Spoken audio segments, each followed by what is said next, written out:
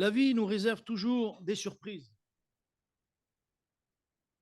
Que l'on ait 15 ans, 18 ans, 20 ans, 30, 40, 60, 80 ans, et voire même plus, on est surpris des fois de tout ce qu'on peut vivre en difficulté, en problème, lorsqu'on fait le bilan un peu de la vie des gens, même aujourd'hui, des tout jeunes qu'on n'aurait jamais pu penser. Vous m'entendez toujours au fond ou pas? Comme disent pas au dernier moment, il faut prendre le micro. On est toujours surpris. Je crois que certaines fois, nous ne savons pas toujours prendre les bonnes décisions.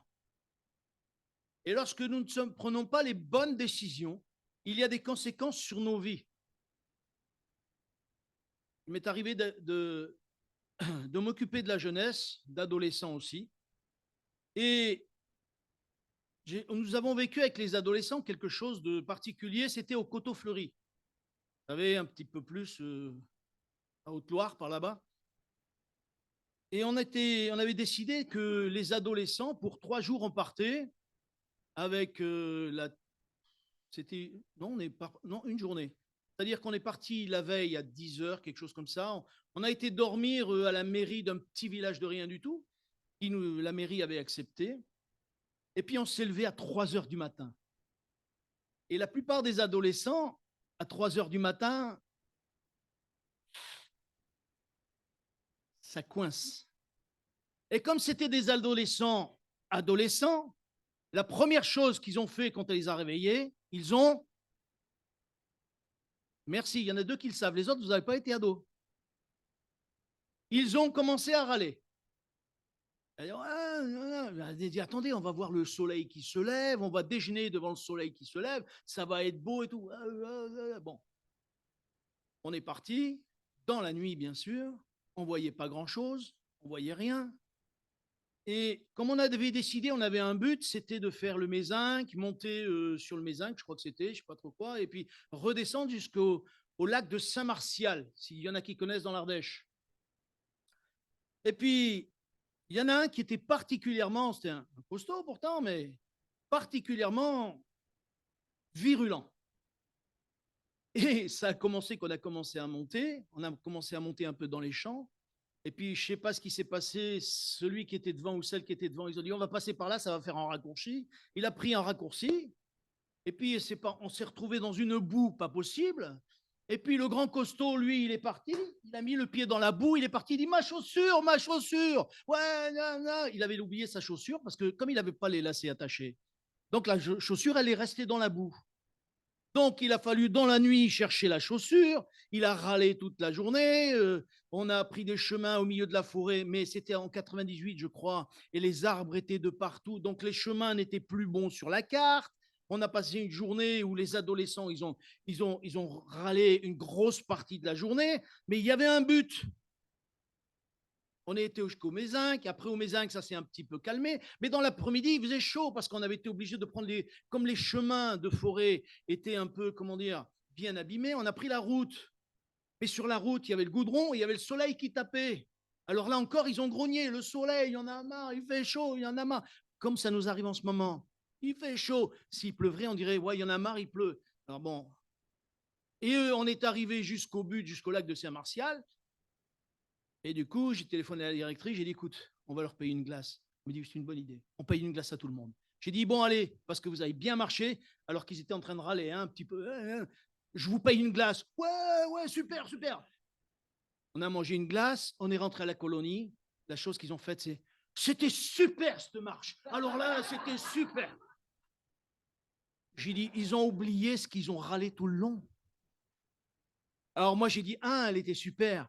Et le gars en question, ma fille était dans le lot, parce que ma fille était là aussi à l'époque. Elle a retrouvé une fois, elle est montée sur Paris, elle a trouvé, il s'est devenu un frère, il s'est converti, ce frère. Maintenant, je peux dire un frère. Et il a retrouvé ma fille, il a dit, Priscille, tu te rappelles cette randonnée qu'on a fait toute la journée? Qu'est-ce que c'était formidable. C'est celui qui avait le plus râlé.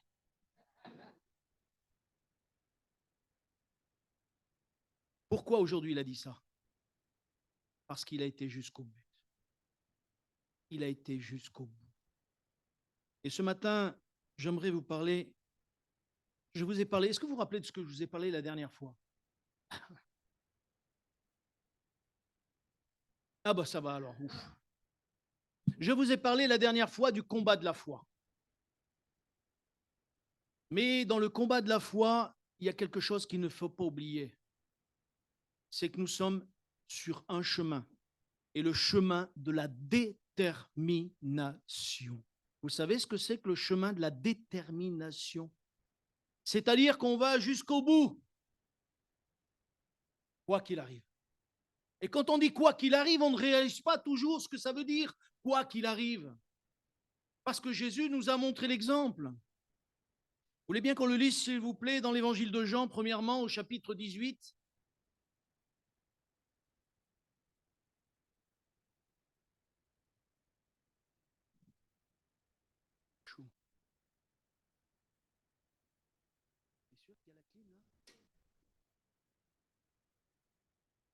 Je commence à dégouliner, je ne vous dis pas à la fin. Je vais fondre. Bon, d'accord, il y en a qui vont me dire oui, ça va faire du bien. Chapitre 18 et verset 3, s'il vous plaît. Tout le monde y est? Il est écrit, Judas donc, ayant pris la cohorte et des huissiers qu'envoyèrent les principaux sacrificateurs et les pharisiens, vint avec des lanternes, des flambeaux et des armes. Jésus, sachant tout ce qui devait arriver, s'avança et leur dit, qui cherchez-vous? Ils lui répondirent, Jésus de Nazareth. Jésus leur dit, c'est moi. Et Judas qui le livrait était avec eux. Lorsque Jésus leur eut dit, c'est moi, ils reculèrent et tombèrent par terre. Il leur demanda de nouveau, qui cherchez-vous? Et ils dirent, Jésus de Nazareth. Ils répondirent, je vous ai dit, c'est moi. Si donc c'est moi que vous cherchez, laissez aller ceci. Il dit cela afin que s'accomplisse la parole qui avait été dite, je n'ai perdu aucun de ceux que tu m'as donnés. Simon-Pierre, qui avait une épée, la tira et frappa le serviteur du souverain sacrificateur et lui coupa l'oreille droite. Le serviteur s'appelait Malchus. Jésus dit à Pierre, remets ton épée dans le fourreau. Ne boirai-je pas la coupe que le Père m'a donnée à boire? Et je m'arrêterai là. Jésus va dire, ne boirai-je pas la coupe que le Père m'a donnée à boire? Jésus savait où il devait aller. Jésus en connaissait le but. Et Jésus était déterminé à aller jusqu'au bout. Pourtant, il savait ce qu'il allait souffrir. Il n'y a qu'une chose qu'il ne savait pas. Est-ce que vous savez ce que c'est?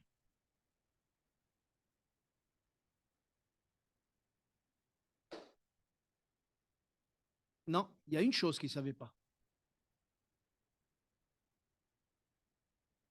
À cause de la question qu'il a posée. Père, pourquoi m'as-tu abandonné? Et ça, il ne le savait pas. Et c'est pour ça que Jésus, qui est mort sur la croix à ce moment-là, a réalisé qu'il y a une coupure entre le Père. Parce qu'il ne faut pas oublier que si Jésus était fils de Dieu, il était parfaitement homme aussi. Et au moment de la mort de Jésus à la croix, au moment où le péché, où Jésus est devenu péché à notre place, au moment où il a pris notre place, parce que c'est notre place qu'il a pris. Si nous sommes là ce matin, c'est parce qu'un jour il a pris notre place. Et que notre péché, que l'on soit jeune ou vieux, notre péché, c'est lui qui l'a subi. Et le Père, à ce moment-là, a détourné le regard du Fils. Et à ce moment-là, Jésus a dit, pourquoi m'as-tu abandonné? Je crois que nous ne réalisons pas cela. Nous croyons que Jésus, c'est un super-héros, mais pas à la manière des hommes. Pas à la manière des hommes. Et mes frères et sœurs, Jésus a été jusqu'au bout. Dans l'évangile de Matthieu, on ne va pas le lire, ça nous ferait trop long et j'aurai après pas le temps de dire tout ce que j'ai à dire. Au chapitre 26, et à partir du verset 47 et 54, il était dit ceci, la même chose presque. Pierre va couper l'oreille de Malchus et Jésus va lui dire, arrête. Ne sais-tu pas que je pourrais invoquer mon Père qui me donnerait 12 légions d'anges? Il y aurait pu demander les anges et le Père lui aurait donné. Mais Jésus a refusé parce qu'il voulait aller jusqu'au bout. il avait un but, c'était notre salut. C'était le fait que nous soyons sauvés. Jésus a été déterminé. Et je crois qu'en cela, il nous a montré l'exemple. Sa détermination est notre salut. Sa détermination permet à tout homme, toute femme, tout enfant, tout adolescent de s'approcher de Dieu et de dire « j'ai besoin de toi ». Et à ce moment-là, Dieu agira parce que Jésus a payé le prix. Et Dieu ne voit pas la personne avec son péché, avec son malheur, avec ses tristesses, avec ses colères, avec ses révoltes. Il ne voit pas tout ça. Ce qu'il voit, c'est Jésus à la croix. Et il voit que Jésus nous a purifiés, lavés. Pourquoi? Mais parce que Jésus a été déterminé. Et j'aimerais vous dire, mes frères et sœurs, nous avons besoin de plus en plus comprendre que le combat de la foi, c'est une détermination dans notre vie. Si nous voulons combattre le combat de la foi, comme je l'ai dit la semaine dernière, il faut que nous soyons déterminés, que nous soyons assurés. Est-ce que vous savez ce que ça veut dire déterminé? Oui, bon, d'accord, c'est toujours le même qui parle. Hein, et toi, tu veux avoir 20 sur 20, Albert.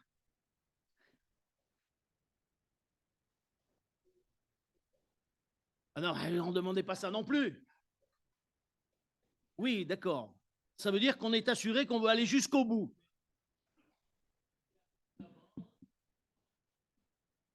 Aller de l'avant et ne pas regarder en arrière. Oui. Oui. C'est ça aussi. Mais c'est surtout prendre une décision. Et j'aimerais voir avec vous quand même que non seulement Jésus n'a pas perdu le but, et je crois que nous ne devons pas perdre le but final. Quel est le but final de notre vie, dites-moi? C'est la vie éternelle. C'est la vie éternelle. Mais vous savez, il y en a qui pensent qu'une fois qu'on est sauvé pour l'éternité. C'est faux, ça. C'est une fausse doctrine. C'est une fausse doctrine. Il y en a qui pensent qu'une fois qu'ils sont passés par les eaux du baptême, une fois qu'ils sont sauvés, qu'ils ont compris que Jésus était leur sauveur, ils peuvent faire n'importe quoi dans le monde, ils seront sauvés. C'est pas vrai. Et si vous vous rappelez bien, on a lu un texte de la semaine dernière qu'on ne va pas lire cette semaine, mais Jésus a dit ceci, certains diront, mais Seigneur, on a prêché en ton nom, on a fait des miracles en ton nom, Jésus va dire, je ne vous ai jamais connu. Pourquoi? Alors qu'ils ont fait des miracles, ils ont fait des choses au nom de Jésus. On pourrait même déplacer, il va dire, déplacer les montagnes par la foi. Mais si on ne marche pas dans les règles de Dieu jusqu'au bout de notre vie, si on n'est pas déterminé jusqu'au bout de notre vie à marcher comme Dieu le veut, il nous rejettera. Il nous dira, je ne t'ai jamais connu. Et ça, c'est la parole de Dieu qui le dit. Il y en a qui pensent même que l'enfer n'existe pas. Ben, ils se trompent parce que la parole nous parle de l'enfer. La parole de Dieu nous parle de grincement de dents. Au chapitre 16 de l'évangile de Luc, il nous est parlé de l'enfer. Cet homme qui va en enfer et qui commence à souffrir alors que la fin du monde, elle n'est pas encore arrivée. Alors, vous voyez, l'enfer existe. Si nous voulons aller dans la vie éternelle avec Jésus, et tant que nous n'y serons pas, nous serons constamment dans des choix où il nous faudra être déterminés. Tout au long de notre vie, il y aura des croisées de chemin. Vous savez ce que ça veut dire, un croisé de chemin? Il y aura des moments où on ne saura pas quoi choisir, on ne saura pas quoi faire. L'apôtre Paul, j'aimerais lire avec vous un texte de l'apôtre Paul qui est déterminant parce que je vois que l'apôtre Paul, avec tout ce qu'il a subi, tout ce qu'il a vécu, 2 Corinthiens, s'il vous plaît, au chapitre 11.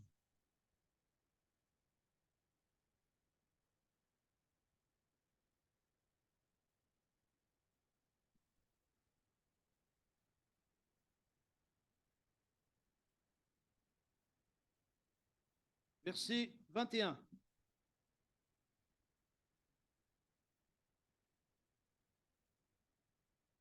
L'apôtre Paul, à ce moment-là, c'est parce qu'il commence à parler aux Corinthiens parce qu'on est en train de remettre en question son ministère. C'est un homme, et nous le savons tous, que qui a vraiment été un homme qui était important au milieu des chrétiens, parce que c'est lui qui a monté, si je puis dire, la doctrine chrétienne, c'est lui qui l'a écrite. Parce que les apôtres l'avaient bien comprise. Mais celui qui l'a mis sur papier, celui qui l'a bien détaillé, celui qui nous permet aujourd'hui de comprendre cette loi, cette doctrine de Jésus-Christ, c'est bien l'apôtre Paul. Et il va dire ceci à partir du verset 21. J'ai honte de dire, nous avons montré de la faiblesse. Cependant, tout ce qui peut oser quelqu'un, je parle en insensé, moi aussi je l'ose. Sont-ils hébreux? Moi aussi. Sont-ils israélites? Moi aussi. Sont-ils de la postérité d'Abraham? Moi aussi. Parce qu'il remettait en cause l'apôtre Paul, parce qu'il prêchait Jésus-Christ. Et Jésus-Christ ressuscité. Alors, les Juifs qui voulaient récupérer les chrétiens pour les faire juifs, et l'apôtre Paul s'opposait à cela. Et il dit, sont-ils ministres de Christ? Je parle en termes extravagants, je le suis plus encore, par les travaux, bien plus, par les coups, bien plus, par les emprisonnements, bien plus, souvent en danger de mort. 5 fois, j'ai reçu des Juifs, 40 coups moins 1. 3 fois, j'ai été battu de verge. 1 fois, j'ai été lapidé. 3 fois, j'ai fait naufrage. J'ai passé 1 jour et 1 nuit dans l'abîme. Vous savez ce que c'est l'abîme? C'est l'enfer. C'est l'enfer. Fréquemment en voyage, j'ai été en péril sur les fleuves, en péril de la part des brigands, en péril de la part de ceux de ma nation, en péril de la part des païens, en péril dans les villes, en péril dans les déserts, en péril sur la mer, en péril parmi les faux frères, etc., etc., etc. C'est l'apôtre Paul.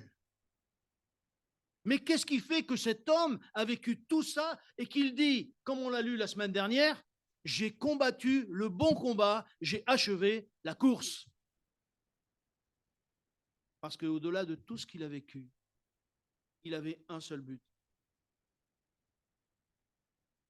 Le but de sauver les âmes. Il voulait faire la volonté de Dieu. Mais je tiens à vous dire qu'il faut réaliser que les événements qui nous viennent des fois difficiles dans notre vie, il faut être déterminé à marcher avec Dieu. Il faut être déterminé pour dire je veux marcher avec Dieu. Moi, je connais des jeunes qui sont passés à côté du plan de Dieu, qui sont passés à côté de ce que Dieu leur avait préparé d'avance, parce que Dieu dit qu'il a des plans préparés d'avance pour chacun d'entre nous. Et ce qui se passe, c'est que nous passons à côté parce que nous manquons de détermination, détermination dans l'obéissance, détermination dans la lecture de la parole, détermination, et on va y revenir peut-être, dans la prière. Il nous faut cette détermination pour dire oui, je veux marcher avec Dieu. Oui, je veux marcher par la foi, être déterminé dans la foi. Est-ce que vous croyez que Jésus-Christ guérit toujours? Il y en a, quand on leur dit, vous savez ce qu'ils disent? Oui, mais ça, c'était avant. Comment ça, c'était avant? Jésus-Christ est le même hier, aujourd'hui, éternellement. Alors pour moi, s'il est le même, pourquoi ça changerait? Qu'est-ce qui fait que les choses changent? Qu'est-ce qui fait que les cœurs ou les corps ne soient pas guéris parfois? Parce que premièrement, il y a un plan de Dieu qui nous échappe complètement. Deuxièmement, peut-être parce qu'on ne se tient pas assez dans la prière et qu'on ne fait pas ce qu'il faut pour que réellement Dieu nous parle personnellement à chacun de nous en particulier. Moi, j'aimerais vous dire, Dieu voudrait nous parler. Mais combien de fois nous sommes occupés de droite et de gauche? Je crois que nous devons bien réaliser. Dieu veut agir, Dieu veut intervenir, Dieu veut se manifester. Mais les difficultés ne doivent pas nous éloigner de cet amour de Dieu. Nous l'avons vu, l'apôtre Paul, lui qui était un prédicateur, lui qui était un serviteur de Dieu, il est passé par des moments terribles et il le dit lui-même. Vous croyez que j'aimerais subir ça, moi? Seigneur, garde-moi de tout ça. Hein? Garde-moi. Vous aimeriez vivre ça, vous? Si je dis lever la main, les gens vont fuir. Parce que personne ne veut vivre ce qu'il a vécu. Et pourtant, lui, il est resté déterminé à vouloir encore marcher avec le Seigneur. J'aimerais peut-être dire à quelqu'un ce matin, tu passes peut-être par des moments difficiles. Tu passes peut-être par des moments où tu dis, il y en a marre, je ne sais pas si vraiment Dieu est avec moi, je ne sais pas si Dieu m'aime, je ne sais pas, Dieu t'aime. Ne remets pas en cause cela. En fonction du choix que tu vas faire maintenant, que tu vas faire ce matin, en fonction de la décision que tu vas prendre, en fonction de ce que tu vas être déterminé ou pas, Dieu va te mener plus loin. Ou pas. Parce que ça va dépendre de qui? De moi. Non, pas de moi, hein, de chacun d'entre vous. Hein. On est bien d'accord. Hein. De chacun d'entre vous, de chacun d'entre nous, de chacun d'entre nous. Dieu désire nous mener plus loin avec lui. Mais ce que nous avons besoin, c'est vraiment que nous puissions être déterminés. Ne nous laissons pas entraîner. Vous savez, il y en a un qui voudrait nous entraîner dans... Et vous savez qui c'est, hein? Il veut nous entraîner dans le péché. Parce que souvent, ce qui arrive, c'est que nous sommes faibles dans notre nature. Et comme nous sommes faibles, il essaye de nous entraîner de plus en plus, parce qu'au fur et à mesure qu'il nous entraîne un petit peu chaque jour. Et un petit peu chaque jour fait qu'un petit peu chaque jour, on s'éloigne de Dieu au fur et à mesure qu'on s'approche du péché. Alors on revient, mais le péché nous attire encore et Dieu ne peut pas aller jusque-là parce que Dieu ne veut pas, Dieu ne veut pas le péché. Il aime le pécheur, mais il ne veut pas le péché. Et ça, nous devons être déterminés avec ces choses. Alors certains vont me dire, oui, mais Père, on est tous faibles. Oui, mais je reconnais, Dieu le sait qu'on est faible. Dieu le sait qu'on est faible. Dieu le sait qu'on a des caractères particuliers. Dieu le sait qu'on est comme on est. Mais c'est pour ça qu'il a voulu nous sauver. Parce qu'il nous aime, comme je le disais la semaine dernière, tel que nous sommes.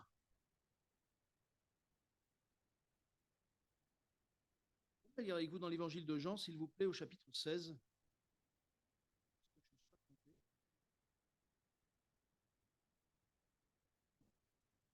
Chapitre 16.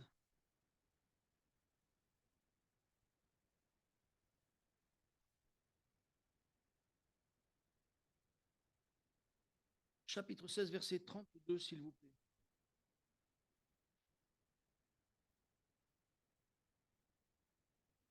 On y est?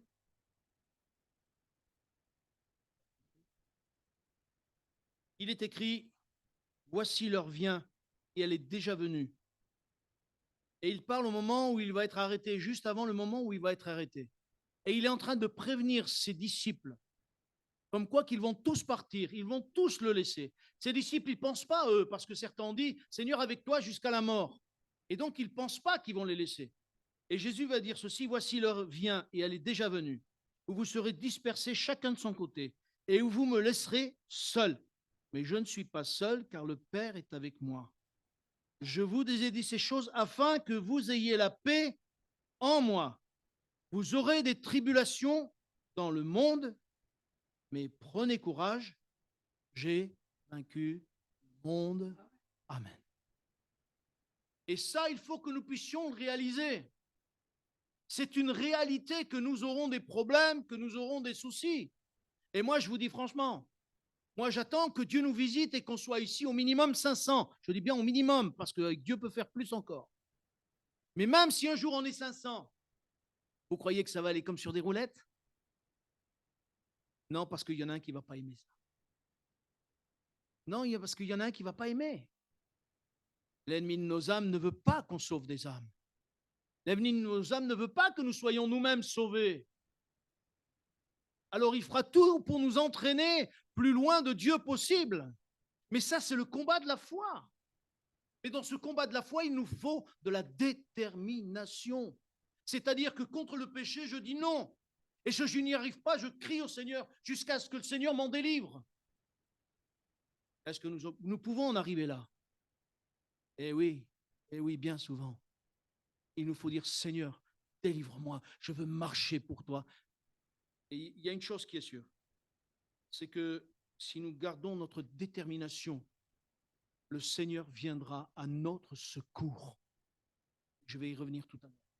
Il viendra à notre secours. que vous ne croyez pas qu'il a donné Jésus pour dire oh, après ils vont se débrouiller? Non, non, il sait ce que nous sommes. Mais ce qu'il attend de notre part, c'est de la détermination. On se rend compte que tous les hommes de Dieu ont été déterminés. Là, j'aimerais voir avec vous qu'est-ce que c'est que les choix qui sont déterminés et déterminants. Et j'aimerais lire avec vous dans un premier choix qu'il est important de connaître, parce qu'on le dit et on y pense, mais pas tant que ça. Dans le livre de Josué, s'il vous plaît. Est-ce que vous savez ce que Josué dit au chapitre 24?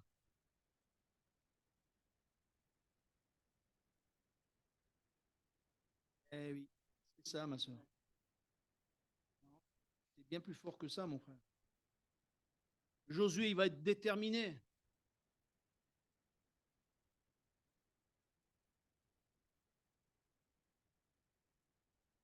Moi et ma maison. Ah, c'est pas la même version. Ah, t'as regardé. Ah, c'est pour ça. Pas arrivé encore. Non, mais je te crois, je te crois. Si tu me dis, t'as pas besoin de jurer, hein, je te promets. T'as pas besoin de jurer.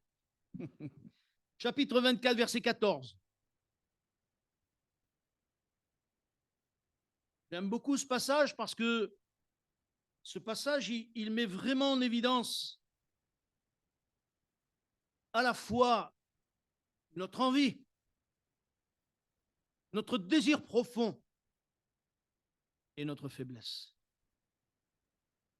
Au travers même de ces hommes qui se sont déjà eux-mêmes engagés. Il est écrit ceci à partir du verset 14. C'est Josué qui parle, il dit « Maintenant craignez l'Éternel et servez-le avec intégrité et fidélité. Faites disparaître les dieux qu'ont servis vos pères de l'autre côté du fleuve et en Égypte et servez l'Éternel. Si vous ne trouvez pas bon de servir l'Éternel, choisissez aujourd'hui qui vous voulez servir, ou les dieux que servaient vos pères au-delà du fleuve, ou les dieux des Amoréens dans le pays desquels vous habitez. » Et là, Josué va dire, « Moi et ma maison, nous servirons l'Éternel. » Voilà un homme qui est déterminé.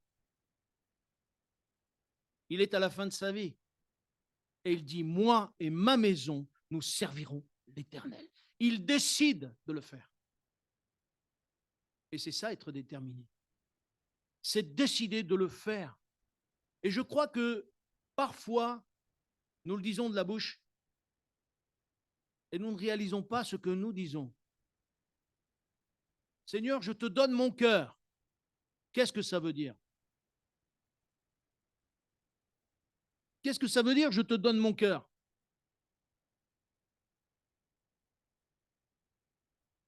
Ah, c'est mon cœur. Ah, le cœur, il est dans le corps, alors tu donnes tout. D'accord. Mais c'est vrai, c'est ça, normalement. Normalement, c'est ça. Normalement, on dit, Seigneur, je te donne mon cœur. Le Seigneur a besoin de toi à la réunion de prière. Ah, j'ai pas le temps. J'ai pas le temps, je peux pas. Alors, tu as donné ton cœur au Seigneur ou tu ne l'as pas donné? Seigneur, je te donne mon cœur. Tiens, va un prospectus, tu parles à la dame qui est là-bas. Oh là là, je ne sais pas parler, moi. Tu as donné ton cœur, tu as donné ta vie, tu as donné quoi alors? J'ai donné mon cœur. Ah, que le cœur, le corps, non. Lui, il dit, moi, et attendez, quand il dit moi et ma maison, il s'engage pour lui, mais il s'engage pour ses enfants aussi. C'est important, ça. Ah bah oui. Ah, mais ça, c'est leurs histoires, après, c'est leurs problèmes. Mais lui, en tout cas, il a tout son être entier qui est pour Dieu. Et regardez dans le texte plus loin, le peuple répondit et dit, loin de nous la pensée d'abandonner l'Éternel et de servir d'autres dieux. Car l'Éternel est notre Dieu, c'est lui qui nous a fait sortir du pays d'Égypte, de la maison de servitude. Nous et nos pères, c'est lui qui a opéré sous nos yeux ces grands prodiges et qui nous a gardés pendant toute la route que nous avons suivie et parmi tous les peuples au milieu desquels nous avons passé. Il a chassé devant nous tous les peuples et les Amoréens qui habitaient ce pays. Nous aussi, nous servirons l'Éternel, car il est notre Dieu. Josué dit au peuple, vous n'aurez pas la force de servir l'Éternel, car c'est un Dieu saint, c'est un Dieu jaloux. Il ne pardonnera point vos transgressions et vos péchés. Lorsque vous l'abandonnerez, l'Éternel et que vous servirez les dieux étrangers, il reviendra pour vous faire du mal et vous consumera après vous avoir fait du bien. Le pape dit à Josué, non, car nous servirons l'Éternel. Amen. Le peuple aussi s'est engagé. Mes frères et sœurs, nous nous engageons des fois. Et ce que j'aimerais vous dire, c'est que, attention, c'est formidable de s'engager avec Dieu. C'est formidable de dire, Seigneur, prends ma vie. Mais j'aimerais vous dire, certaines fois, nous revenons en arrière. C'est pour ça qu'il nous faut de la détermination pour que nous puissions de plus en plus l'engagement que nous avons pris avec Dieu, que nous puissions le remettre tous les jours au pied du Seigneur et dire, aide-moi, Seigneur, à m'engager avec toi aujourd'hui encore. J'ai besoin de ta grâce. Tout à l'heure, le frère, il le dit souvent, Seigneur, si je suis là, c'est par ta grâce. Mais c'est par ta grâce, Seigneur, que je peux te servir. C'est par ta grâce, Seigneur, que je peux louer ton nom. C'est par ta grâce, Seigneur, que je respire encore. C'est par ta grâce que mes prières sont exaucées. Sans lui, nous ne pouvons rien. Mes frères et sœurs, nous nous sommes engagés il y a, pour certains, 10, 5, 10, 15, 20, 30, 40 ou 50 ans, je ne sais pas. Restons toujours déterminés à vouloir marcher et de dire, Seigneur, moi et ma maison, nous servirons l'Éternel. Je crois que si nous gardons cette mentalité, alors le Seigneur nous tiendra. Parce qu'on ne peut pas s'engager un coup oui, un coup non. Vous savez, entre deux chaises, ce n'est pas possible. C'est incroyable comme les gens sont capables d'être déterminés pour aller acheter des vêtements, surtout les dames, sans vouloir, les dames, attends, je vais acheter un, ah non, pas maintenant, si, mais je ne fais pas chauffer la carte, juste un petit peu. Et les messieurs disent, non, moi c'est pour la voiture. Chacun les siennes. Hein. Pourquoi on est si déterminé pour le reste et pas pour Dieu? Soyons déterminés pour le Seigneur. Prenons vraiment cette décision de dire, moi et ma maison, nous servirons. Je n'ai un petit peu parlé tout à l'heure, déterminé à croire aux promesses de Dieu. Est-ce que vous croyez aux promesses de Dieu?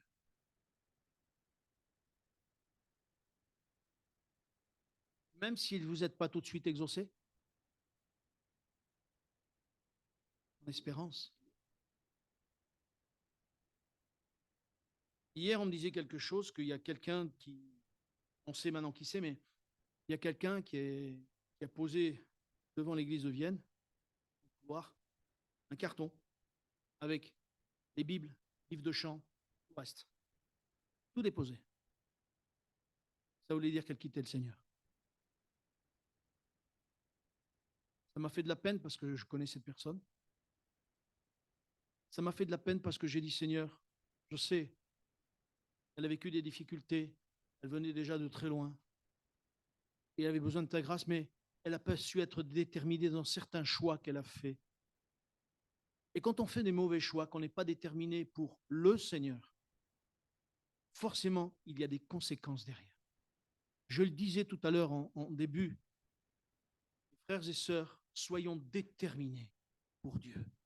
Je sais que le diable essaiera toujours de nous mettre des pièges, tout ça, mais il y a une chose que j'ai appris dans ma petite foi, dans ma petite vie de l'âge que j'ai, c'est que si je suis déterminé pour Dieu, en disant je fais le choix de Dieu, si je fais le choix de Dieu et que c'est avant tout je choisis à cause de Dieu, pour Dieu, Dieu me bénira.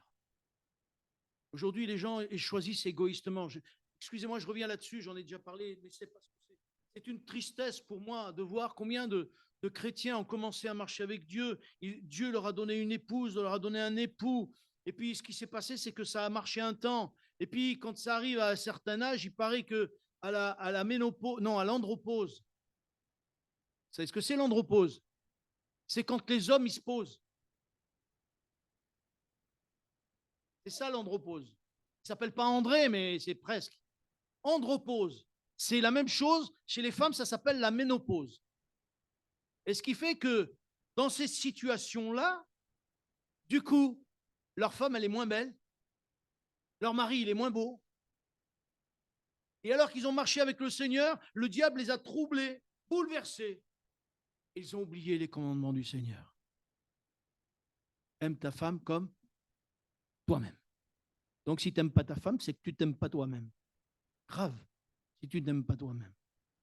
Et aujourd'hui, on trouve des couples chrétiens, des couples qui marchent avec Dieu, qui ont des fois 50 balais, 60 balais, et voire même ils sont à la retraite, ils décident de quitter leur femme. À 60 balais, mais tu vas trouver qui? Bon, d'accord, elle ne sera pas toute jeune, ça c'est sûr. Mais ta femme, tu la connais, l'autre, tu la connais pas. Mais pourquoi? Qu'est-ce qui s'est passé? Parce qu'il y a eu des choix qui n'ont pas été faits pour Dieu. D'un coup, on se rend compte que la femme avec qui on vit depuis 40 ans, elle a plein de défauts. Mais tu ne l'as pas vu à 18 ans qu'elle avait plein de défauts. C'est la même, elle n'a pas changé. C'est la même. Tu n'as pas vu que ton mari, il était pas beau comme avant. Mais il n'a pas changé, lui non plus. Bon, il a moins de cheveux qu'avant, c'est vrai. Mais n'empêche que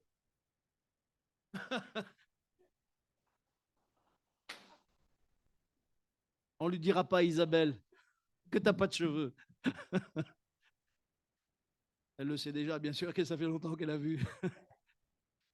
Mais le fait est, mes frères et sœurs, si nous ne sommes pas déterminés pour choisir les choses de Dieu avant tout, Dieu ne pourra pas nous bénir. Nous ne devons pas choisir en fonction de ce que nous voulons. Nous voulons choisir en fonction de ce que Dieu veut. Parce que ce monde a plus d'influence sur nous que ce que nous le pensons. J'en ai déjà parlé dans l'Église. Ce monde, il est constamment en train de nous empoisonner le cœur et la vie. Moi, je suis surpris. Surpris. On dirait qu'il y a des choses qui leur paraissent tout naturelles alors ils ont gâché la vie de plein de gens. Mais tout leur paraît naturel et tout semble normal de plonger dans le péché davantage. Mince, il est moins le quart. De plonger dans le péché encore. Mais comment ça se fait? Ils ne voient pas qu'ils sont en train de s'éloigner de Dieu, de gâcher la vie de leurs enfants, gâcher leur vie de leur famille, de gâcher tout autour d'eux. Pourquoi? Parce qu'ils ont perdu de vue la loi de Dieu. Mes frères et sœurs, nous devons apprendre, nous, à être chrétiens. Un chrétien, il est déterminé pour le bien. Il est déterminé pour le pardon. Je l'ai dit d'autres fois et je le redis encore et je le dis souvent en ce moment. Je suis surpris de voir qu'au milieu des chrétiens, c'est ce que Dieu nous demande pourtant. Et nous avons la connaissance parce que nous avons la parole. Mais au milieu des chrétiens, on a du mal à se pardonner. Et là, il faut être, j'allais dire, intransigeant avec moi-même pour dire non, c'est vrai que j'ai du mal à pardonner. Ben, je prierai le Seigneur jusqu'à ce qu'il me donne de pardonner même à mon ennemi. Et ça, c'est difficile. Pourtant, il ne faut pas qu'on lâche le morceau. Excusez-moi de dire ça comme ça. Il ne faut pas qu'on lâche le morceau. Si tu as du mal à pardonner, ma soeur, mon frère, demande au Seigneur de pardonner. Seigneur, je veux pardonner parce que toi, tu m'as pardonné. Alors certains disent, oui, mais je pardonne, mais j'oublie pas. Moi, je veux bien. Qu'est-ce que Jésus a dit? Soyez parfaits comme votre Père céleste est parfait. Et comment Dieu pardonne, dites-moi? Il prend notre péché, il le jette dans son dos, il a oublié. Vous croyez que Dieu il a perdu la mémoire? À d'autres, hein? Pas à moi. Dieu, il n'a pas perdu la mémoire, mais il fait exprès d'oublier. Parce qu'il nous voit toujours comme une nouvelle personne. Comme une nouvelle personne. Et nous, nous pardonnerions pas. Et nous, nous n'oublierions pas. Alors vous allez me dire, oui, mais on ne peut pas oublier. C'est vrai. Mais il y a une manière d'oublier. C'est qu'on ne veut pas se souvenir qu'il nous a fait du mal. Même si ça vient, il t'a fait du mal. Oui, mais ça ne compte pas pour moi. Ce qui compte, c'est aujourd'hui ce qu'il est, ce frère. Ce qu'elle est, cette sœur. C'est ce qui compte. Et si nous sommes déterminés pour ces choses-là, et je vais y arrêter, eh bien Dieu vraiment nous bénira. Soyons déterminés pour l'obéissance. Et donnez-moi 5 minutes, s'il vous plaît, encore. Dieu ne nous a jamais, jamais, jamais laissés seuls. Nous pouvons vivre des moments difficiles. Nous pouvons passer par des moments comme l'apôtre Paul. Mais Dieu nous a donné le baptême dans le Saint-Esprit. Et c'est pour cela que j'invite tous ceux qui ne sont pas baptisés dans le Saint-Esprit à dire, Seigneur, là aussi, aide-moi à être rempli de ton Saint-Esprit. Aide-moi à avoir vraiment cette écoute du Saint-Esprit, afin que je puisse grandir, parce que le Seigneur est celui qui veut justement nous faire grandir avec lui et nous montrer qu'il est toujours avec nous. Dans le psaume 71, il est écrit ceci, « Tu as résolu de me sauver. » Qu'est-ce que ça veut dire? Dieu a déterminé qu'il veut nous sauver. Tu as résolu. Verset 3, mon frère. Tu as résolu de nous sauver. Dieu a voulu, car Dieu a tant aimé le monde qu'il a donné son Fils unique, afin que quiconque croit en lui ne périsse pas, mais qu'il ait la vie éternelle. Ce n'est pas une détermination de Dieu, ça encore? Nous sommes déterminés de la même manière. Parce que Dieu veut nous utiliser, Dieu veut nous remplir de son esprit, Dieu veut faire de nous des instruments. Dieu viendra toujours à notre secours. Et un dernier texte pour aller vite, s'il vous plaît. Apocalypse, au chapitre 3. J'aime aussi beaucoup, je ne sais pas quel texte de la Bible, de la parole de Dieu j'aime pas, mais bon. Je dis chaque fois que j'aime beaucoup ce texte, mais tous, en fait, je les aime tous. Chapitre 3 et verset 10, pour aller vite.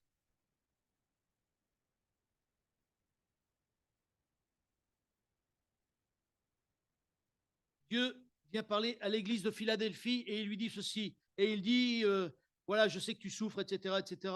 Et Dieu dit au verset 10, parce que tu as gardé la parole de la persévérance en moi, je te garderai aussi à l'heure de la tentation qui va venir sur le monde entier pour éprouver les habitants de la terre. Amen. Si nous sommes déterminés, Dieu nous gardera les moments difficiles. Dieu nous gardera dans les moments difficiles. Et mes frères et sœurs, je ne peux pas tout vous dire parce que ce serait trop long, je vais prendre trop de temps.